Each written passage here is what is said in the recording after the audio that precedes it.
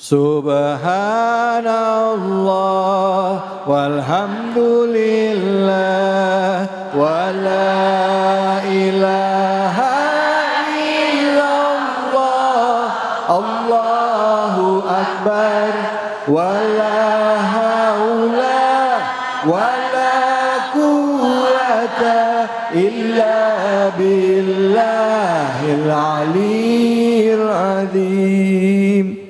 Subhanallah walhamdulillah wa la ilaha illallah Allahu akbar wa la haula wa la quwwata illa billahil aliyyil azim. Sallu ala Nabi Muhammad. Kita langsung saja lanjutkan kajian kita surah An-Nisa. Buat Anda yang baru bergabung, tadi kita sudah bahas ayat keempat hingga keenam. Kita lanjutkan ayat 7 dan 8 bersama dengan guru kita Al-Ustaz Al-Mukarram Abi Amir Faisal. Silakan Abi. Bu, masih semangat? Bapak semangat semua? Alhamdulillah. Harta tidak kenal saudara. Betul? Jadi sekalipun saudara kandung, ketika urusan harta bisa bermusuhan. Kalau tidak ada harta biasanya aman-aman saja. Tapi ketika sudah berkaitan dengan harta, maka disitulah banyak terjadi permusuhan. Karena itu Allah turun tangan langsung menjelaskan masalah harta warisan. Supaya tidak sesuka-sukanya manusia membagi harta warisan itu. Allah menyebutkan dalam Al-Quran, wa atuhum min malillahi alladzi atakum. Harta itu milik Allah, bukan milik kita. Milik Allah, min malillah. Kita hanya bertugas untuk membagi-bagi sesuai dengan aturan Allah. Jangan mengatakan kemudian, aku bagi rata sesuka-suka aku, ini hartaku. Jangan. Di situ akan terjadi permusuhan. Itulah rahasia pembagian harta warisan. Kata Allah pada ayat ke-7 surah An-Nisa, lirrijali nasibum mimma tarakal walidani wal aqrabun. Laki-laki punya hak. Hubungannya dengan yang mati. Kalau yang mati adalah seorang suami, maka harta suami dibagi kepada istri. Kalau yang meninggal dunia adalah istri, maka harta istri dibagi kepada suami. Karenanya kata Allah, lirrijali nasibum mimma tarakal walidani wal aqrabun. Laki-laki punya hak, perempuan juga punya hak. Walin nisa'i nasibum mimma tarakal walidani wal aqrabun.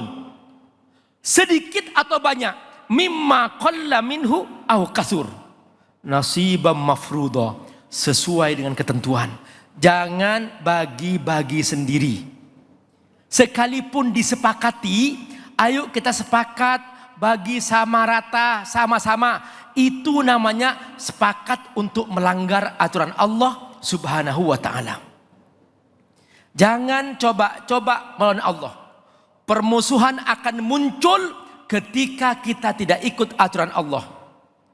Jika ternyata pada saat pembagian harta warisan ada selain para hak waris, mereka disebut dengan anak yatim atau tetangga. Mereka hadir ketika itu. Kata Allah, berikan mereka sedekah sebagian dari harta itu sebelum dibagi-bagi kepada ahli waris. Kata Allah pada ayat ke-8, wa idza hadaral qismatu ulul qurba wal yatama wal masakin.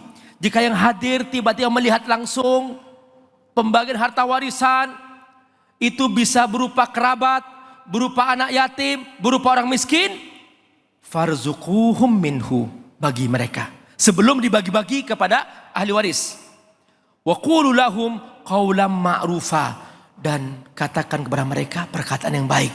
Jangan mengatakan lu celamitan, lu datang ke sini ikut-ikutan, pergi sana. Jangan menyakiti mereka. Mereka juga punya hak atas harta itu. Nah, bagi yang bakhil, kikir, dan ingin menguasai harta itu sehingga tidak mau berbagi pada yang lain, inilah yang akan menyebabkan bencana dalam hidupnya. Silahkan seseorang mungkin dapat harta warisan yang banyak sekali, tapi dia ternyata ingin menguasai. Kata Allah, wa ta'kuluna turasa aklan lamma. Dia mengambil harta warisan sesuka-sukanya. Jangan dikira itu baik, jangan dikira itu aman. Pasti kata Allah, dia akan hancur dengan kezalimannya atas penguasaan terhadap hal tersebut. Dan dia termasuk orang yang rakus dan tidak mau ikut aturan Allah Subhanahu wa ta'ala. Inilah tentang harta. Karena itu untuk urusan harta ikut Allah Subhanahu wa ta'ala. Jangan sesuka-suka membagi-bagi harta itu sesuai dengan keinginan nafsu, atau jangan menguasai.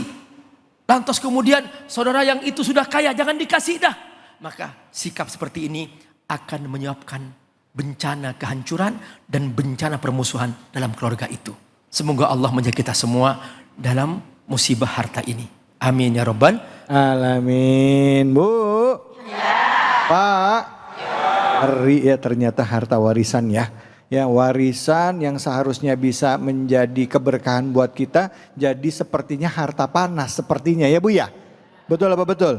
Gara-gara waris ribut kakak sama adik, anak sama orang tua, ya kan, akhirnya jadi bertengkar. Bahkan gak jarang gara-gara waris ibu dituntut di pengadilan sama anaknya. Ada yang begitu ada? Ada kayak begitu. Makanya ini jadi pelajaran buat kita untuk membagi waris sesuai dengan ketentuan agama. Nah, bicara soal waris, tadi udah dijelaskan sebagian. Ayat 8-nya tadi juga udah sebenarnya, sorry karena waktunya singkat ya Abi ya. Ayat 8-nya tadi belum sempat dibahas lebih dalam. Sudah ya tadi Abi ya. Bahwa yang menyaksikan juga bisa dapat hadiah ya Abi ya. Yang ikut menyaksikan ya, dapat hadiah. Oke, silakan yang mau bertanya Bapak atau Ibu silakan. Oh banyak ya Bapak deh Bapak. Oh siapa langsung berdiri. Waduh. Assalamualaikum warahmatullahi wabarakatuh. Waalaikumsalam warahmatullahi wabarakatuh. Perkenalkan, nama saya Agus Santoso dari Masjid Baitul Husna. Saya ingin bertanya Pak Ustadz.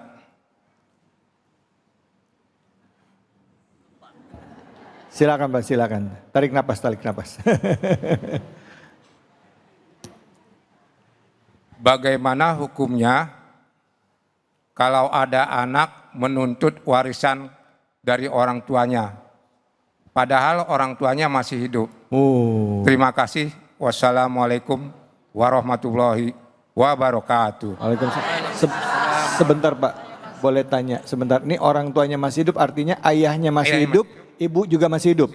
Nah, oke. Tapi ada juga yang juga ayahnya sudah meninggal, tapi ibunya masih hidup, anaknya nuntut. Jadi pertama yang tadi pertanyaan ini, orang tua itu ayah dua-duanya masih hidup tapi udah minta warisan gimana? Atau mungkin ayahnya sudah meninggal, ibunya masih hidup, anaknya nuntut warisan, boleh nggak? Silakan Abi, ada dua nih, saya nitip Abi yang keduanya. Ya, silakan Abi. Masya Allah. Terima kasih. Assalamualaikum warahmatullahi wabarakatuh. Waalaikumsalam warahmatullahi wabarakatuh. Allah berfirman, kutiba alaikum idza hadara ahadakumul mautah in taraka khairanil wasiyati lil walidaini wal aqrabin. Jadi perhatikan di sini. Kutiba alaikum, diwajibkan tentang pembagian harta warisan ini idza ahdara ahadakumul maut, kalau dia sudah mati. Jadi idza hadara ahadakumul maut, kalau dia sudah mati. Kalau belum mati tidak ada harta warisan. Jadi harta warisan itu kalau sesudah mati. Kalau dia masih hidup, ayah ya mungkin bisa mengatakan bahwa ini nafkah, atau ini adalah hadiah, atau ini adalah hibah, silahkan saja. Tapi hibah dalam Islam tidak boleh melebihi sepertiga. Jadi suatu hari Rasulullah SAW menghadiri salah seorang sahabatnya bernama Sa'ad, dan dia menjelang wafatnya, Sa'ad mengatakan, wahai Rasulullah, aku hartaku banyak. Bagaimana kalau aku berikan kepada anakku semuanya? Atau aku sedekahkan semuanya? Kata Rasulullah SAW, jangan. Sepertiga saja. Separuhnya wahai Rasul, sepertiga saja.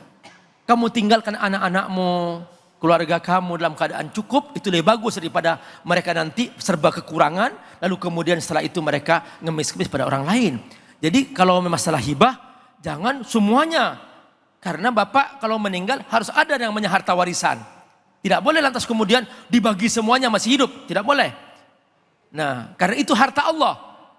Kalau mau dibagi-bagi, sepertiga dari kekayaan. Misalnya bapak punya 1 miliar, sepertiganya berapa Pak? 350 juta. Nah, yang dihibahkan hanya 350 juta itu.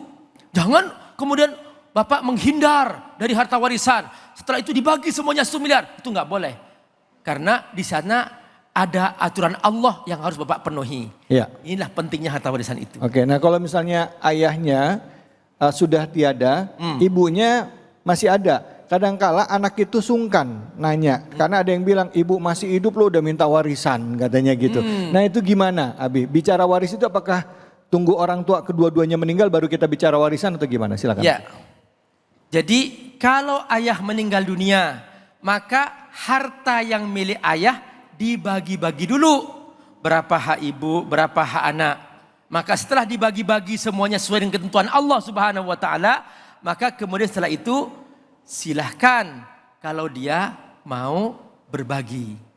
Nah, jadi tadi itu kan dari harta ayah kan? Ya dari harta ayah. Ayahnya meninggal, ibu masih hidup. Kebanyakan kita Maka, itu nggak mau minta waris karena ibu masih ada alasannya begitu Abi. Nah, jadi hak ibu tadi itu yang kebagian dari ayah itu tidak dituntut Pak, itu hak ibu karena ibu masih hidup. Nah, kalau ibu mau menghibahkan sepertiga lagi, itu saja dari harta ibu sendiri. Setelah dibagi-bagi harta waris itu. Nah, kalau ibu meninggal dunia, baru harta ibu itu boleh dibagi-bagi warisan itu. Dengan kaedah lizzakari mithlu hazil unsayain. Anak laki-laki 2 kali lipat daripada perempuan. Itu kaedahnya. Selalu begitu. Jadi rumusnya begitu. Ya. Ya, baik. Ini bicara waris pasti banyak yang mau nanya ya Bu ya. Waduh gatel banget. Jadi kesimpulannya kalau ayah meninggal ya buru-buru dibagi. Ya buru-buru dibagi ya yang hartanya ayah ya. Benar. Gitu ya Abi ya. Gitu ya Bu ya Bu. Bu, tapi kalau misalnya ayah ibunya masih hidup nggak boleh bagi waris dulu ya. Masih hidup jangan disumpahin juga ya. Dosa ya namanya. Oke, baik kita habis ini akan lanjut lagi, akan bahas masih surah An-Nisa. Saya juga muncul satu pertanyaan Abi ya. Seandainya orang masih hidup, beliau memberikan wasiat tentang warisnya. Ya. Tapi bertentangan dengan hukum agama. Ya, pada saat dibagikan begitu ayahnya meninggal dan baru dibagikan pada saat si ibu meninggal, bukan pada saat ayah meninggal, ternyata sebagian dari yang diwasiatkan itu hartanya sudah tidak ada. Nah itu bagaimana dalam Islam? Jangan kemana-mana, kita akan lanjut lagi. Tetap di sini di Cahaya Hati Indonesia.